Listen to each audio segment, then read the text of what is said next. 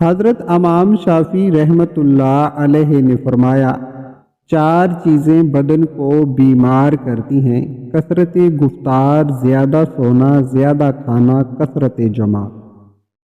Number 1، کثرت گفتار سے دماغ کا مغز کم ہوتا ہے اور کمزور ہو جاتا ہے اور بڑھاپا جلد آتا ہے۔ نمبر 2، زیادہ سونے سے چہرے پر زردی آ جاتی ہے، دل اندھا ہو جاتا ہے، آنکھوں میں ہیجان برپا ہو جاتا ہے، کام کرنے میں سستی چھائی رہتی ہے اور رطوبات زیادہ ہو جاتی ہیں۔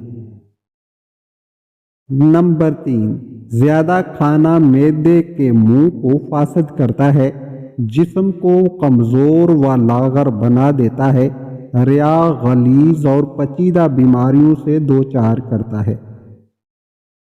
نمبر 4، کثرت جماع سے بدن لاغر ہو جاتا ہے، پٹھے کمزور ہو جاتے ہیں اور رطوبات بدن سے خشک ہونا شروع ہو جاتی ہے، اعصاب کو کمزور اور ڈھیلا کر دیتا ہے، بالخصوص دماغ کو تو بہت ہی نقصان پہنچاتا ہے۔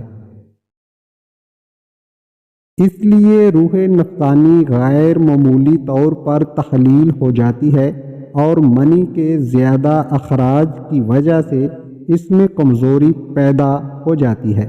کثرت جماع سے جوہر روح کا اکثر حصہ نکل جاتا ہے۔ ویڈیو اچھی لگے تو لائک ضرور کر دیں۔ شکریہ۔